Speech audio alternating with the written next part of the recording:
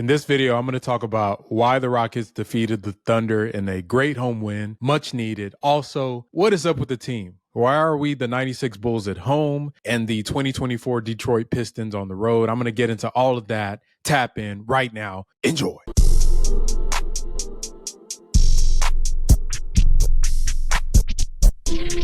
The Rockets Chop Shop is your one-stop shop for all your basketball needs, for highlights, analysis, podcasts. We do it all here at the Rockets Chop Shop. Make sure you hit the like button on the videos that you watch if you enjoy them. Hit the subscribe button to get notifications from all the great drops that we have on the channel. Also, you can visit the Chop Shop merch store and get you some of the swaggiest gear in the Houston Rockets kingdom. And if you want, you can always support the channel directly through donations. And if you want, you can support us through our partnerships with our sponsors. The Rockets Chop Shop is made by fans for fans, and we're going to keep rocking and keep dropping that heat.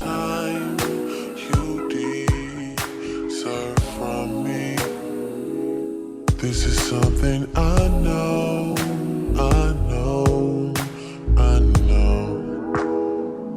What is up, CSGs? Great game by our Houston Rockets defeating the Thunder 110-101 in a game where the Rockets pretty much dominated the entire time. And I had a feeling that this was going to be the case. I just didn't know which Rockets team was going to show up. But, at this point, the Rockets home team is probably the best team in the NBA, right? Anytime. Like I said, if we just win all our home games and go a 41-1 at home, you have a great chance of making the playoffs. But, all jokes aside, the Rockets are, they're still kind of figuring out what they are right now. What we do know that they're not is a good road team. But when we are at home, we take care of business, especially against a tough Thunder team that was coming into this game. They were only 7-1 on the road, one of the best road teams in the NBA, got to Houston and got destroyed, and which is great to see. Now, I put out a tweet, like I said earlier. I was talking to one of my followers on Twitter, and I put out a tweet kind of laying out the blueprint for how the Rockets were able to get this win. Basically, it's fairly simple. Number one, Alperen Sengun is a walking contradiction for that whole Thunder team. There's not a soul on their roster that could guard him. So my game plan, if I was coach for this game, would have been get LP on the block and force the double teams. And if our guys hit their shots, it's curtains because they can't do anything about that. And also, I'm going to put Dillon Brooks on SGA, and I'm going to have Barry on Chet, right, and on the defensive side. And that is exactly what Ime Udoka did. Great minds think alike. But that is exactly what they did. The fact that Alperen Sengun is on our team and the fact that he's a skilled big man just creates mismatch nightmares for the Thunder. And there was no lineups that they could throw out there to try to bother him. They try to go with Chet and use the length that he provides to try to deter LP. Didn't really do much. Chet is too light in his pants. He's too small, too skinny, got pushed and bullied under the basket. And I love Chet. Not a matchup for him. And I don't think ever in his career he's ever going to be able to match up against a player like Alperen Sengun, just because Alp is unnaturally strong, even for his age. So I've seen Alperen. We've seen what he did with LeBron. Like, he moves big men. Like, he punishes Andre Drummond and all these other guys. So Chet, I don't think is ever, no matter how much weight he gets or whatever he does, that's going to be a mismatch for him. On the defensive side, Alp was holding that boy, right? Moving his feet, cutting off a lot of his drives. But that was a mismatch for them. Then you get to the point where, you're trying to double team off of Alperen Sengun, and it's leading to open shots. Shout out to Dillon Brooks. Shout out to Aaron Holiday going crazy with their shots this game. It was much, much needed. Jabari didn't have a super great shooting game. Jalen didn't have a super great shooting game from three. So, having those guys step up was very key. But that mismatch with Chet was the main issue, because without him being effective, they really don't have much but isolation. And coach alluded to that after the game, saying they wanted to force them into ISO. And, we're, I think, the sixth best isolation defense team in the NBA or something around. We're top 10. At that point, if you're going to play ISO against Dillon Brooks, you're going to try to ISO against Fred VanVleet. You're going to try to ISO against, even Jabari Smith, who was playing great defense. Good luck, man. If you're going to hit tough shots, we can live with that. But the game plan was executed to a T. Jabari did a great job on Chet. Jabari did a great job on J-Dub. Santa Clara, Jalen Williams Just playing great defense. He got crossed up a little bit here and there, but otherwise great defense, and the 8 and 19 rebounds, whatever he had, just super, man. To me, that is peak Jabari. Peak Jabari. When he's securing those boards like that, that is like, if you have a vision of what Jabari Smith is going to be as a player, even though he might not be like a superstar type of player that's going to be an offensive engine, when he's giving like rebounding like that, along with his efficiency, dropping 15 to 20 points a game, giving you 11 to 15 rebounds, I mean, that's a great player. That is a great player, and that's a great development. He's always been a good rebounder. I think he led his class in total rebounds his rookie year. They just need to rebound better as a team. But him getting those boards while Şengün boxes out is what you want to see. That's a great formula, and I think their two-man dynamic is evolving. It's definitely evolving from there. But as far as, SGA went off. If you look at it on NBA.com, I'm looking at it right now. Shea had 33 points, and he did what he did, shot 72% from the field, did not take any threes at all.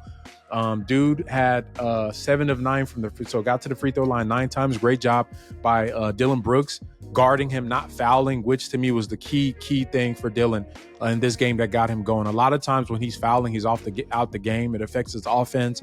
He doesn't have a rhythm. So once he stays in the game and plays, it really does impact our team's outlook and how successful we are. But, Shea did his thing, but we did basically what we did against Denver, right? When Udoka draws up a game plan, what you do is he shuts off the water for everybody, and he lets the best player on that team just isolate. If your best player wants to just isolate on our team all the game and drop 40, 50, we are perfectly okay with that. What we're not going to do is let the other guys kill us. A lot of the games where the Rockets lose is when the others go off. It's not really when the best guy goes off, because a lot of times that's manufactured. Like, we want your best guy to have a great game, but at the expense of the team. And that's what they force a lot of these players to do. That's what we saw when Jokic had a 40-point triple-double. The other guys were shooting bad. So you look at the shooting splits for some of SGA's teammates. Look at this. Luguentz Dortz, 0%, right? He's shot over 5 from the field. Jalen Williams, 38% from the field. Josh Giddey, 27% from the field. Jalen Williams, 0% from the field. Isaiah Joe, a cold sniper, 20% from the field and 25% from 3. Cason Wallace, 40% from the field, and that's uncharacteristic for him. Trey Mann had a decent game, 50 and 50. Aaron Wiggins went 4 for 4, and Kenrich Williams went 60%. But otherwise, you look at that, minus 27 for Lu Dort, minus 16 for Chet Holmgren, and minus 11 for Josh Giddey. So the Rockets just preyed on the Thunder's weaknesses. Anytime Lu Dort, a non-shooter, and Giddey or Chet were on the floor, we're going to make you pay for that. For Chet, it wasn't on the offensive end, even though he had a pretty bad offensive game, 2 for 9 from 3, really didn't do much. But like Coach Udoka alluded to in the post game, when on defense, you're getting punished by the other team, and Alp was giving him body blows. I mean, every offense, they started off the game with a drive right into Chet's chest, knocked them about 3 or 4 feet under the basket. Like, that's like a heavyweight fight, right? You are getting knocked every play. It does take your legs out from under you, just like when you jab in a boxing. Over time, man, you just ain't got the energy to really do much on offense. And the mental aspect of being punked under the basket like that for a player, it is defeating. And I love Chet, but he got punked. Like, Alp was bullying him, and that's what he did. So as the game wore along, his offense fell off. He didn't even want to shoot anymore. So he was taken to the point where the coach benched him in the fourth quarter. Chet Holmgren got benched. That does not happen a lot. I don't think there's any team that has been forced OKC's coach to Daigneault to bench one of his players, especially Chet. Let me take that back. Giddey does get benched sometimes for spacing issues, but Chet was hunted on offense, right? He was hunted by the Rockets. When the Rockets are on offense, they hunted him with Alp's isolation. Then you have Josh Giddey. We hunted him as well while we were playing defense. We just sagged off of him. Non-shooter, Josh Giddey, we want you to go 3 for 11, right? Shoot 5 threes right into our hands. Lu Dort, you're a great shooter now, right? Okay, let's see how many shots you can make with guys closing out on you. He went 0 for 5. So just a well-executed defensive plan. Great, Dillon Brooks just showed out on both ends of the court, just doing what he was supposed to do, locking up. SGA, 23 points for Dylan, a +3 in 39 minutes. Matched SGA minute for minute. Shot 52, only 28% from three, but you just love the aggression, 4 rebounds, just play great defense. And the best stat is only 2 personal fouls, which is an issue for him. Jabari Smith, 31 minutes, 50 from the field, 1 from three. Only 4 shots. You want to see those shots go up. But 18 rebounds is very special, man. 18 rebounds, a +9. Alp, 61% from the field, 0 for 2 from three. Only knock on Alper Sengun in this game, the free throws were just killing me. 5 of 11. Dude left 6 points on the table. I hate that. I hate when players do that. You left 6 points on the table. You're hurting yourself at that point. He really needs to focus on those free throws.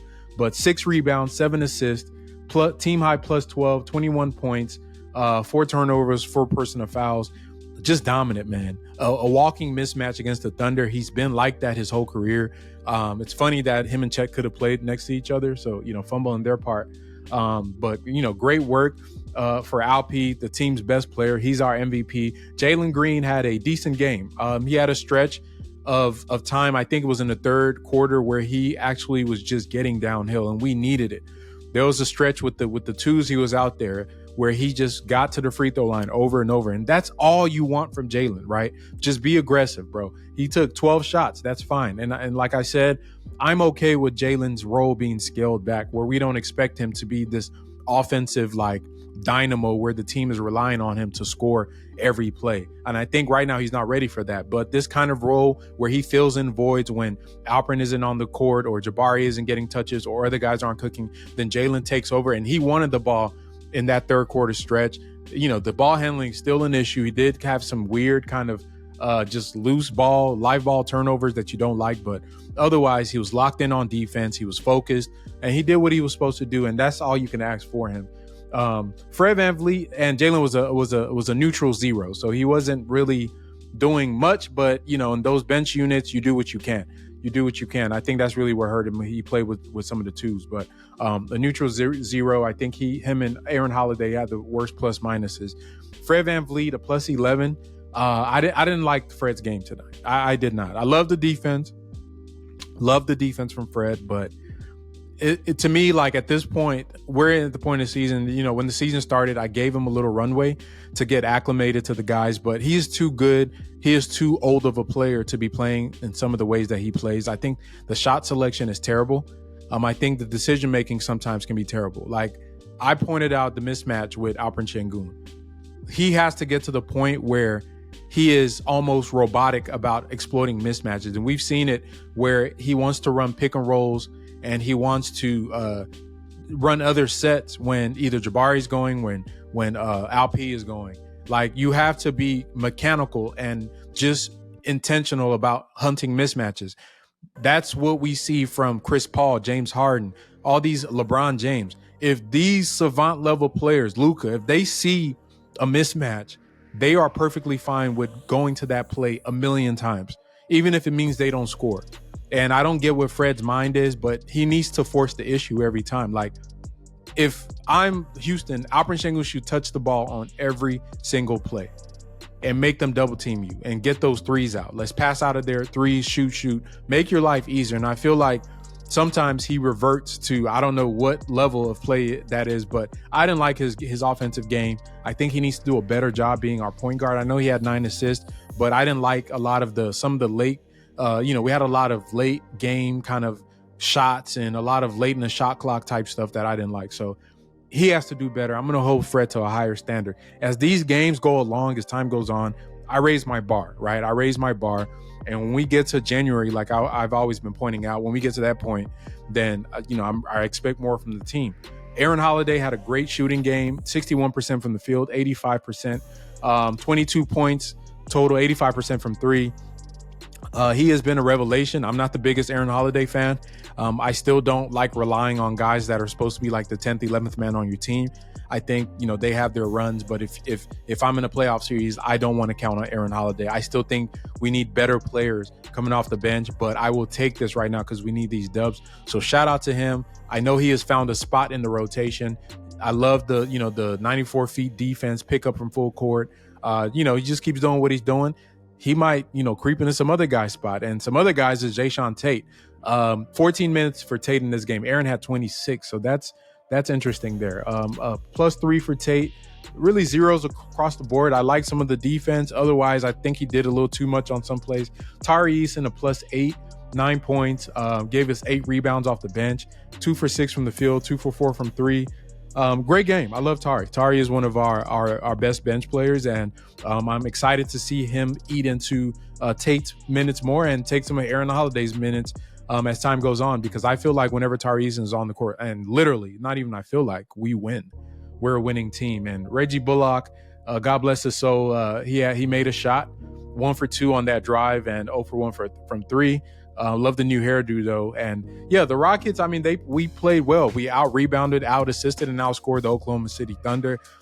We kind of have their number. I think, the term styles make fights is real when it comes to this Thunder and Rockets matchups. They are just not to me, in my opinion, I told this to the Steve Dolan guy on Twitter, which is like one of the OKC super fans. They're not a complete team yet. They're better than us. Like, if you just want to talk about overall, they have a better team than we do right now, but their team isn't complementary as it should be. They're missing a big man. They're a big man away from really stepping into that upper echelon.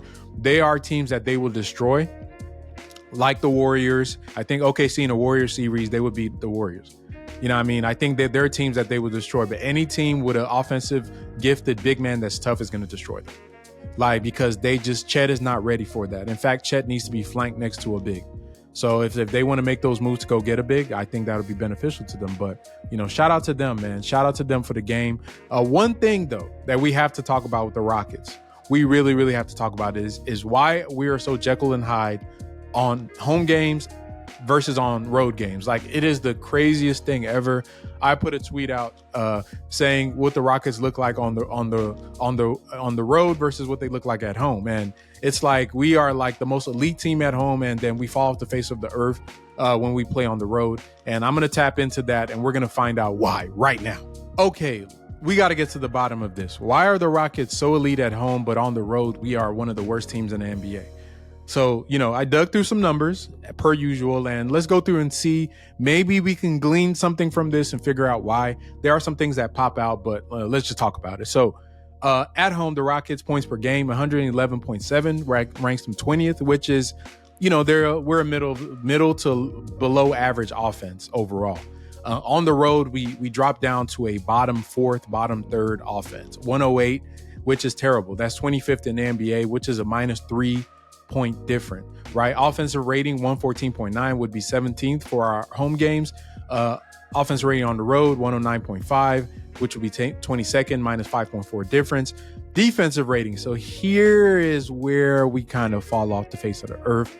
It's on defense, and this is what I've found out, and there's reasons why, and we'll try to see some of them. But our defensive rating at home is 102.2. We are second behind the Boston Celtics in home game defensive rating. And on the road, we are 25th at 118.8. That's a 22-point difference in defensive rating, which is disgusting.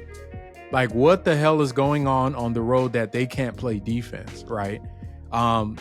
Let's see. We'll keep going. Net rating plus 12.7 at home, which would be second behind Boston. Net rating on the road, we're 27th at -9.3. And then assist to turnover ratio, 5th at home. On the road, we're 14th. Field goal percentage stays the same pretty much. 3-point percentage goes from 6th in the NBA at home to 26. So we're not hitting threes on the road, and we're not guarding on the road. So why is this happening?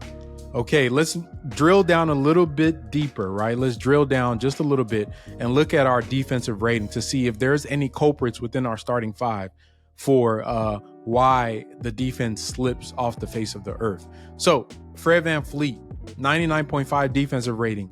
On the road, 115. That's a 15-point swing. Crazy. Which is super crazy. 15 points for a guy that is a good defender is crazy to me. Jalen Green, 103.3 at home, 117.3 on the road. That's a 14-point swing. That's crazy. Dylan Brooks, this has really shocked me. At home, 101.6, one of the best defenders in the NBA at home. On the road, 119.5. And Jabari Smith, and that's a minus 17.9 difference. Jabari Smith with the biggest net differential of defensive rating, 101.2 at home. So he's an elite defender at home. On the road, he is getting cooked, minus 19.9. And Alperen Sengun, 103.2 at home, 117.2 on the road, which isn't great, but he's kind of in between. But minus 14 is also a crazy swing. That is not going to get it on the road. If we look at their offensive rating to see, is it something offensively? You can see Fred VanVleet at home is 116.4. He is 105.3 on the road. His offense falls off the face of the earth. And this is things you can watch in the games. Fred really struggles shooting on the road. I just don't get it. Well, he struggles shooting everywhere, but when he's on the court on road games, the team isn't doing good, like offensively. Great defensive player, not that great looking at those road defensive ratings, but he just has to be better. Jalen Green, 116 at home, 108 on the road, so that's not a crazy difference, minus 7.7. Dylan Brooks, 116 at home, 107.9 on the road, so similar to Jalen. Jabari, 111 at home, not great, 109, not great, so he's really pretty much the same offensive player. Alperen Sengun, 119 at home and 112, so his is he's really good at home and not so good on the road, but he's still the best out of the team. But there is definitely a difference there. And then looking at their shooting, I know this was the thing that everybody talked about, especially with Jalen, his shooting splits on the road. So I wanted to look at him. Funny enough, Fred VanVleet shoots better on the road, right? His true shooting is better on the road, even though the team is not better offensively when he's on the road. Jalen Green's true shooting drops by 8 points in road games. Dylan Brooks is pretty much the same guy on the road and at home when it comes to shooting. Jabari Smith, this is crazy. 68% true shooting at home, 52 on the road. That's minus 16.7 points. Nuts, right? And Alperen Sengun is pretty much the same guy at home on the road when it comes to his offensive production. Jabari has to be better offensively. I think some of that is the way the team uses him versus, I think they do get a bit heavy with the Fred and Alperen Sengun. But that 16-point difference doesn't account for that. That's just bad play. He just needs to be better. And then overall net rating is plus 16. For Fred, minus 9.8 on the road, 26-point difference for his net rating, 21-point difference for Jalen Green in his net rating, 26-point difference from Dylan Brooks. So you look at our two vets are really the thing that is the biggest gap in road and home play when it comes to net rating, which factors in offense and defense, is our vets. And for Fred, he just has to be better offensively. He has to make better decisions with the ball. He has to just be a better table setter for our team. Know when to go to Jabari, know when to go to Sengun, know when Jalen's feeling. And if Jalen's not feeling it, don't go to him. Go to Jabari, go to Dylan, go somewhere else. Our vets need to be better. And I think that to me is a big reason, because we know young guys are going to struggle on the road, right? But we can't have that wild swing in net rating where they're so good on at home games and then they're so poor on the road games. And yeah, for Dylan too, the minus 11.7 on the road to a plus 14 at home, 26.6 is nuts for him. I thought the impact would be not much better on the road. A lot of his issues that he fouls so damn much. He fouls so damn much. He needs to stop fouling so he can actually stay in the game and impact the game defensively. And if you're fouling, you're not a good defender, right? His performance against SGA yesterday, that's perfect. That's good defense. I don't care how many grunts and screams and yells and flexes you do and how many times you body up guys. If you can't stay on the court because you're fouling an offensive player, you're playing bad defense. And his defense has been trash on the road, and it shows in these numbers, right? So he needs to be better. Like, bro, you were here to do that job. Do your job, because once he is on the court, good things happen for the Rockets, right? That is what you want Dylan to be. Stay on the court, stop fouling. He played SGA perfectly, didn't get overly aggressive, didn't foul with his hands, used his body, and gave him room, but at the same time smothered him. So that was a good thing. And Jabari Smith, I think he's just young and just learning to play. And Alperen Sengun is just 20.5 swing is nuts. Minus 4.5 on the road is not too bad.